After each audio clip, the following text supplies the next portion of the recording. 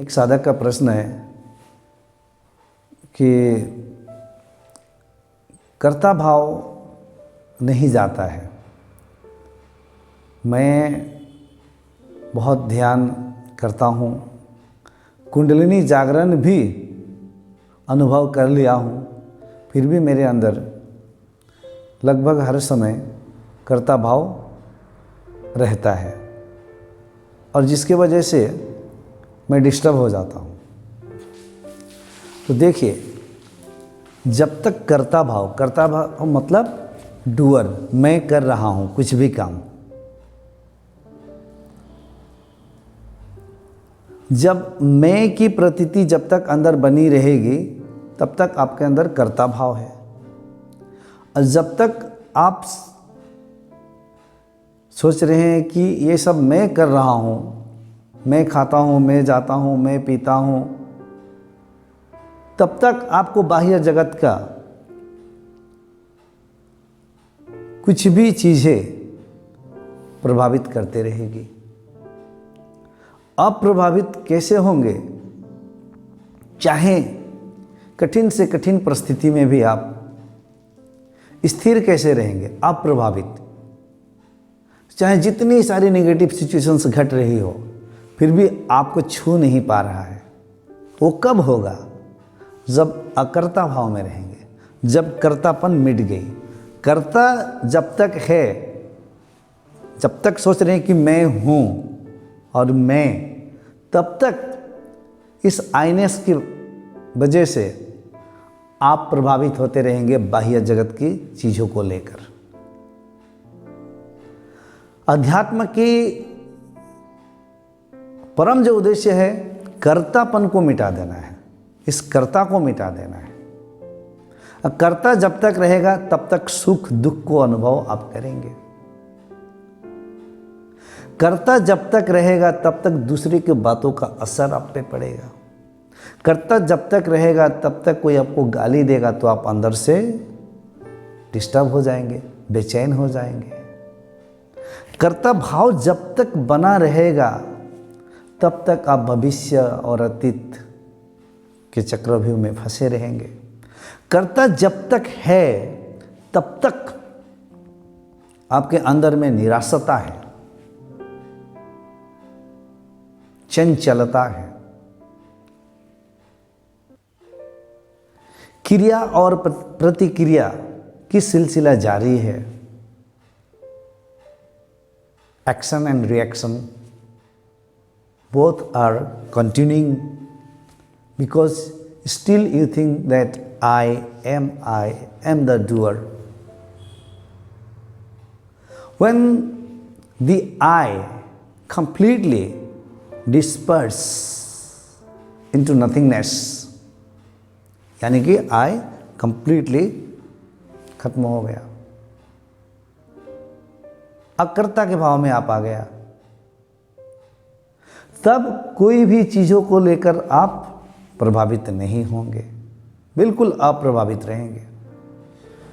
कृष्ण भगवद गीता में कहते हैं कि ज्ञानी जन सब कुछ करते हुए भी कुछ नहीं करता है और सब कुछ नहीं करते हुए भी वो करता है। मतलब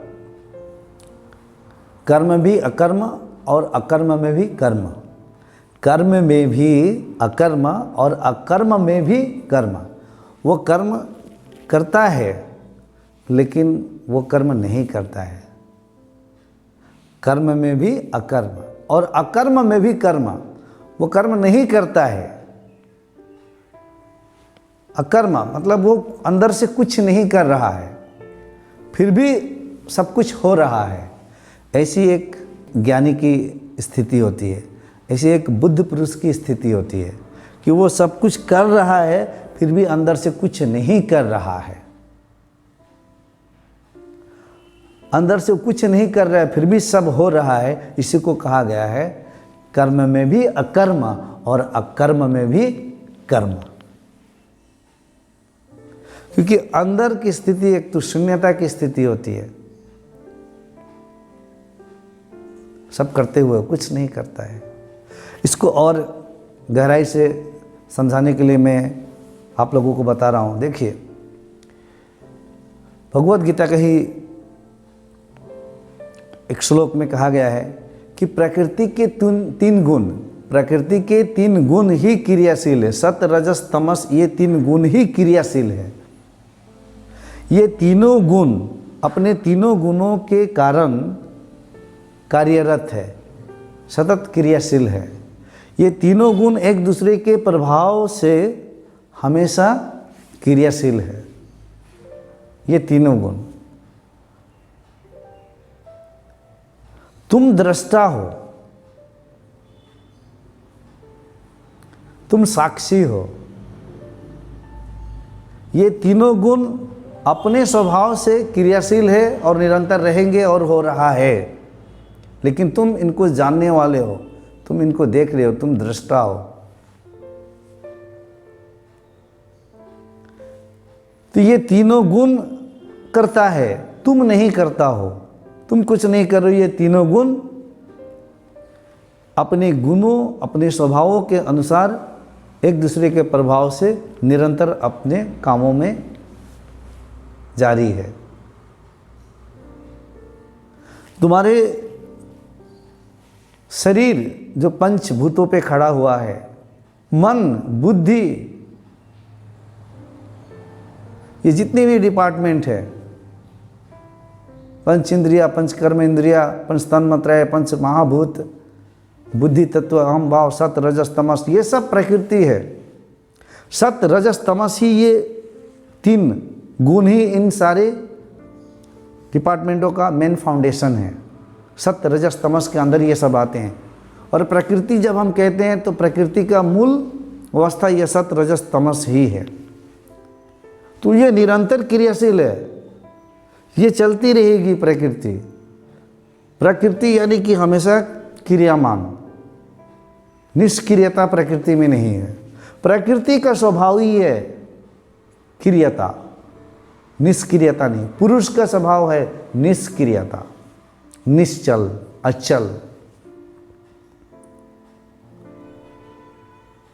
इसीलिए जब कोई प्रकृति और पुरुष को समझ लेता है तो वो पुरुष में विलीन होकर पुरुष तत्व में समाकर उस स्थिरता को पा लेता है। अब समझ जाता है कि प्रकृति की रंग अरंग, नाच, खेल कूद समझ गया, प्रकृति की डांस। प्रकृति हमेशा एक जीव को अपनी ओर खींचती है अपने नृत्यों से, क्योंकि प्रकृति के स्वभाव है नृत्य। जो कुछ भी अभी घटनाएं घट रही है आसपास, वो सब प्रकृति का नृत्य है। वो समझ गया, अब वो पुरुष और प्रकृति के बीच का अंतर समझकर उस पुरुष में अवस्थित होकर स्थिरता को प्राप्त कर लिया। वो भी अचल हो गया। अब वह ऐसा हो गया है कि सब कुछ हो रहा है, लेकिन सब कुछ होने में भी कुछ नहीं हो रहा है। उस नहीं होने में वो निरंतर अवस्थित है।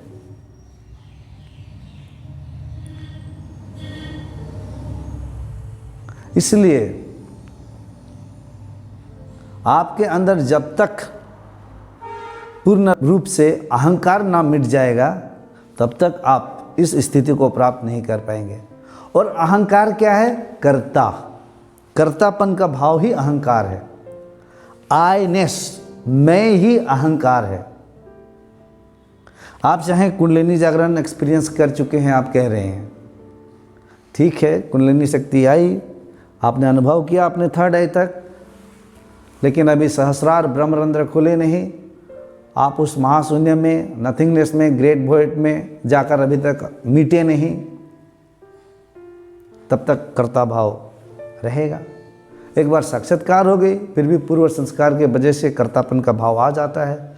अभी भी निरोध की अवस्था में जाना है। पतंजलि कहते हैं कि सत रज तमस के ऊपर पहुंचना है।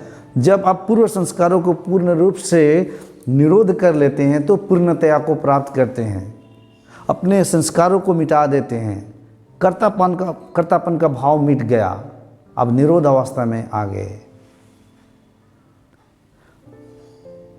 तो कर्तापन को मिटाना है।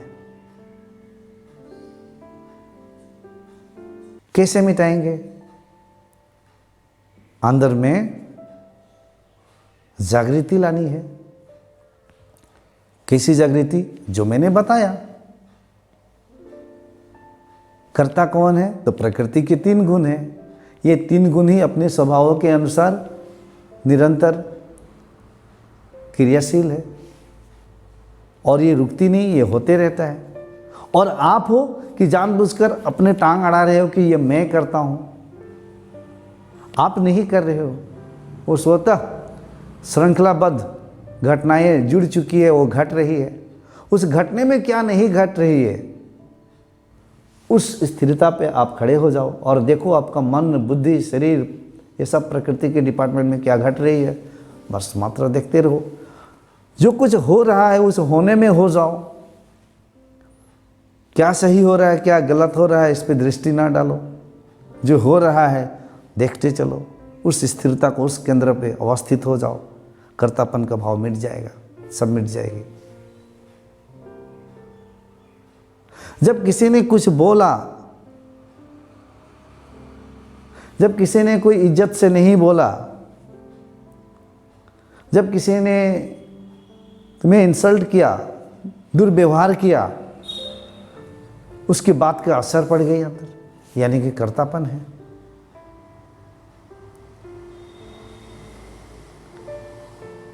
तो कर्तापन जब तक है तब तक आप बाह्य जगत से प्रभावित होते रहेंगे। तो कर्तापन मिटाने के लिए मैंने इस वीडियो में बहुत अच्छे से आपको समझाया कि प्रकृति के 3 गुण ही क्रियाशील है, यही करता है। आप दृष्टा है, आप साक्षी है, इसको होश में रखें। हर चीज़ को होने में क्या नहीं हो रहा है, उस नहीं होने के केंद्र पे हमेशा अपने आप को अवस्थित करें। बार बार याद दिलाए, अपने बुद्धि से पकड़े। अंत में बुद्धि की भी नाश हो जाएगी, सबका नाश हो जाएगा। सब कुछ होने में सब कुछ नहीं होगा।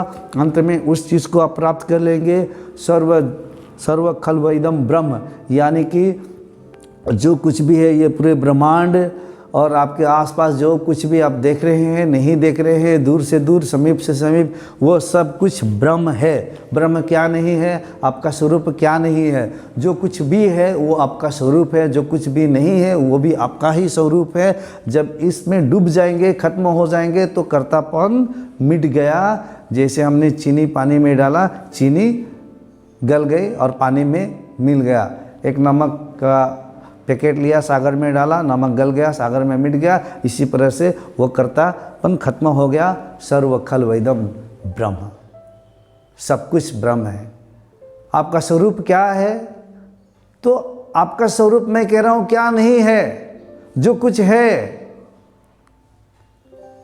जो कुछ चर अचर, जो कुछ दृष्टिगोचर देख पा रहे हैं, जो कुछ नहीं देख पा रहे हैं, वो सब कुछ आपका स्वरूप है। यहां तक पहुंच जाना है, कर्तापन के नामो निशान मिट जाएगी।